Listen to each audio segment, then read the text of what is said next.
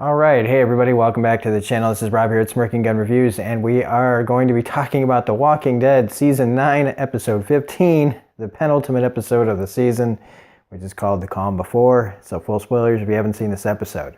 Seriously. And let me just get one thing out of the way, okay? I got to get it done with, and then we can move on. So, here we go.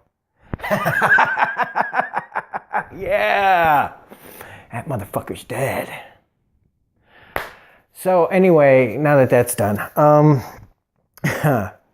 so this episode, it's got a really great, strong ending. The beginning of this episode, though, I mean, it's like they say, don't, in these kind of episodes, when you know someone's going to die, there's always like telltale scripts that they're written for. Like the person says certain things in these situations. They're a little too happy, they're a little too hopeful, it's going to be a bright new day. And man, are we introduced to a whole bunch of red shirts, man, that just would never get any lines, except we got to give them something so that we go, oh, that person died. And we get introduced to a whole, like a wagon full of people that just scream. Like, if this was a horror movie, it's like, bye everybody, see you, we're gonna go to the fair. It's like, see you, we're going off to die. Just all these characters that you've never seen before. And it just, like, they go through the whole thing of this like couple finding Hilltop, and oh, we've been here for years, and it's like, oh my God, they are trying to show us a relationship and get us invested in a relationship over the course of like a half a minute. And then, when they die, mostly off screen, it's impactful to, like, I don't know, man. That's just this first part of this episode is so hammy. And as far as, book readers go, and like you said, this channel is just talking about everything. So if you don't fucking like it, that's too bad, because in the comic book, this is a big episode, a big issue, and a lot of things about this are just, they've got the spirit of what happened in the book, but like none of the end result, as far as like, the Red Fair is concerned. It is way off the rails than the book. Nothing that, like, everything but the end is pretty accurate. They change up some things, but like who ends up on the chopping block, literally, I'm pretty sure that most of these people they didn't go out like that in the book. And so they definitely circumvented expectations. So yeah, I mean, people want to talk, this is what they want to talk about, man, who fucking died, right? They don't even really want to talk about how it was telegraphed the whole way. They were introduced to these two teenagers who talked to Henry for a second going, hey, who are you looking for? And you've never seen these characters, but you know that they're all going to die. And like, I even called them. I was calling these out. Like, I was like, the old lady with the baby's going to die. Tara's going to die. Enid, I did not know. I was surprised at that a little bit. But as soon as I realized that Fogler and the guy from, last season that looked like he was trying to hook up with Maggie, I thought one of them was going to get it. And I really thought it was going to be Fogler, just because maybe he's a little more expensive to pay on this show. And that, having him be kind of a big name and then losing him would be like impactful to people that know him from other things. But no, they got rid of Enid. I was really kind of surprised at that. But Tara, she just kind of seemed like, I don't know, it just came over me. And I was like, Tara's probably going to die. But see, I also thought that for sure, though, like, even though I thought Tara was going to die and I was calling the old lady out, I didn't know they were going to have the balls. I didn't know that we were going to lose one half of the most boring, lame character. Part one of two, I consider Lydia to be pretty lame too. I didn't think that they were going to kill Henry. But when he left and he wasn't at the theater, oh boy, did I get excited. And it's like, I don't know. I don't think I've ever wanted to see a kid character die in anything since like Macaulay Culkin in The Good Son.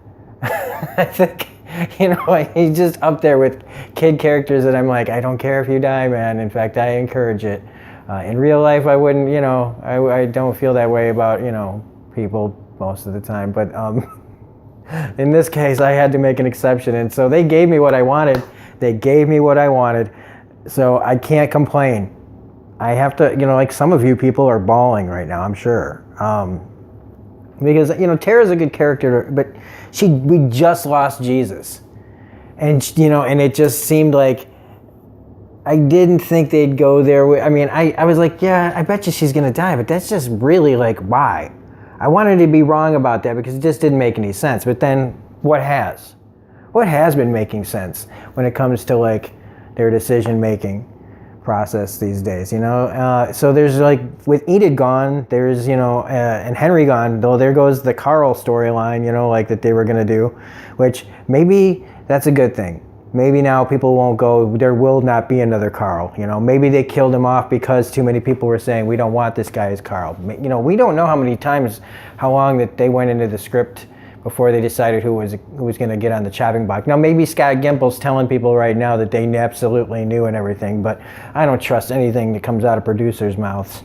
So, take that with a grain of salt. Not that he did say it, but I'm just saying I could definitely see them saying, well, how long ago, it's one of those typical Chris Hardwick questions. So, Scott, how long in advance did you know who was going to die?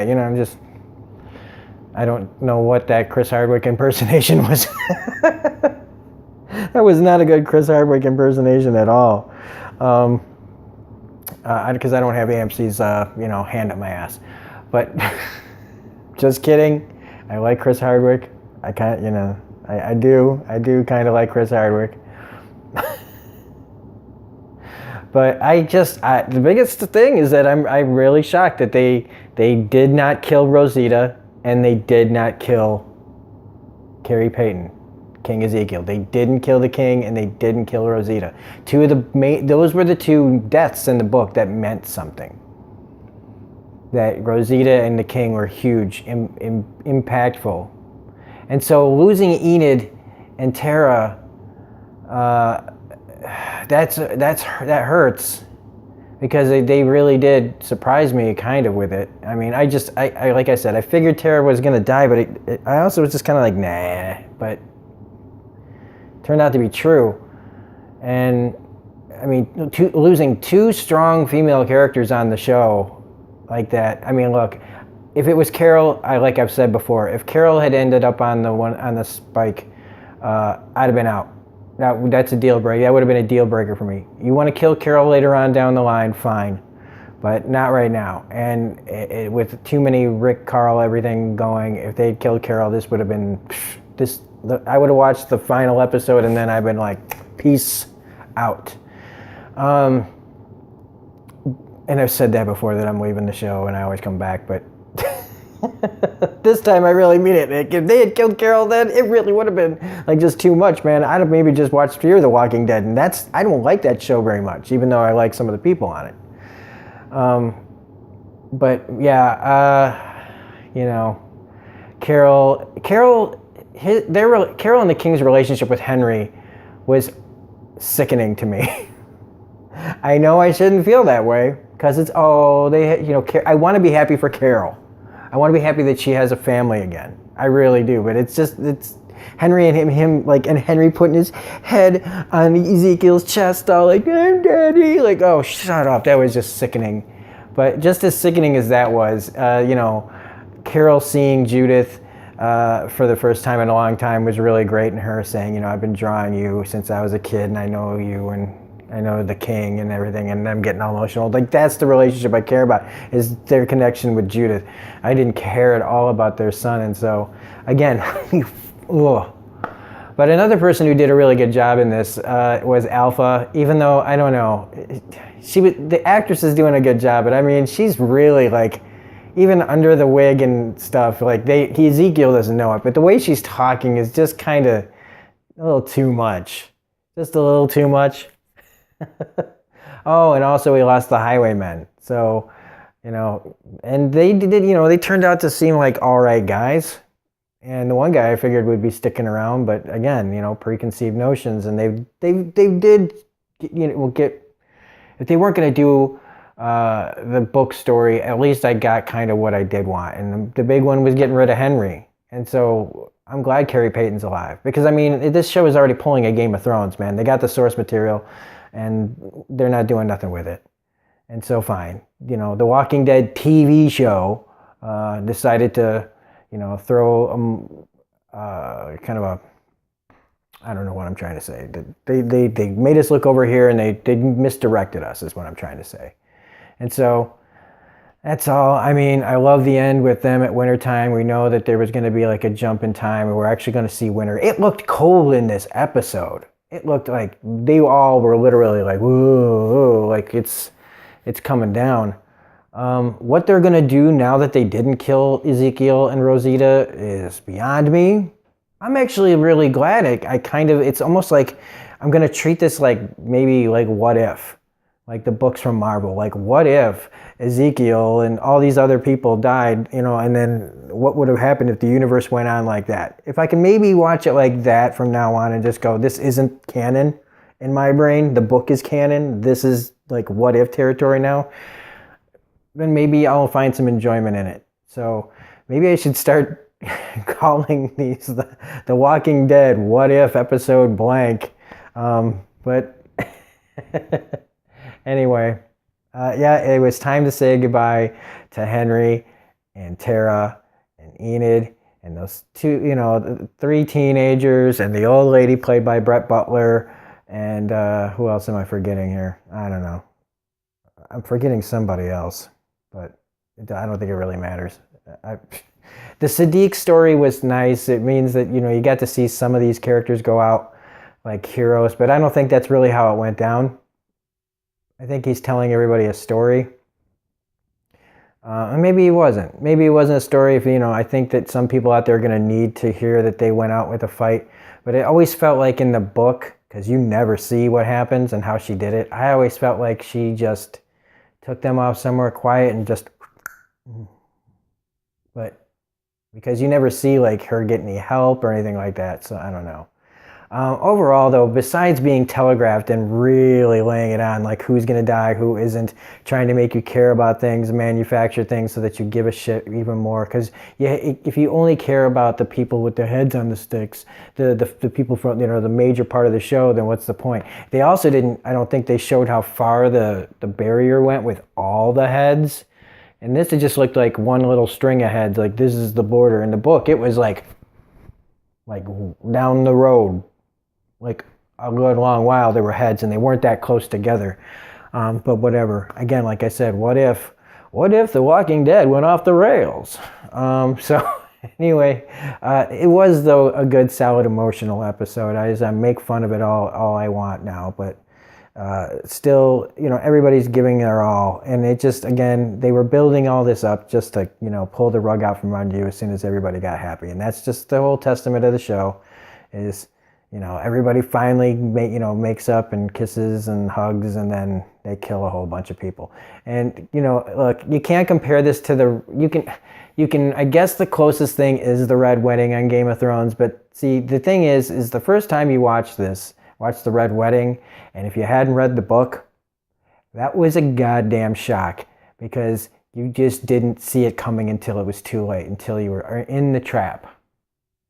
In this, they were just basically setting it up for even people that don't read the books, have things spoiled for them. And so you're hard-pressed to not find anybody that didn't already have somewhat the end of this episode ruined for them. That's a whole bunch of people were going to die because, you know, even though we supposedly like to have no spoilers, we are spoilerific. And so, you know, I just feel like it doesn't, you know, we're living in that time where it almost doesn't even matter. But anyway, that's the episode.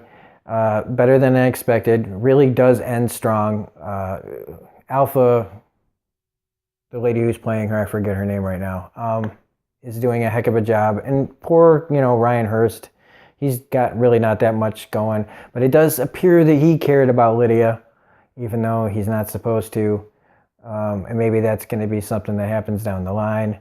I do like that Alpha kills the person who saw her cry. Again, showing like she is turning into a really cool, interesting villain. I do think that it's a little silly that we're worried about them when we could just go out into the woods and just fucking mow them down. Yeah, they got a horde. Fine. But right now, if you just turned around and just went in there and just started fucking firing, getting all the guns and just blow them the fuck away, but that's not the way it's written. It's written that we're all supposed to contemplate and not do things that would make more sense, but it's okay. So anyway, that's the episode. I wasn't even going to do this, but I had to because it is a big moment. It is a big moment. I wish I could have just put the pictures of the spikes up there with people's heads on them. I was going to put the picture of Henry on the spike just because it's funny to me. But I didn't want to put a spoiler in my picture of my video like some people might later. By tomorrow it's probably going to be like that. So anyway, if you like this review, please hit the like button, comment, share, subscribe, hit the bell for all notifications. I'm sorry if you watch this and you really love the show unconditionally, but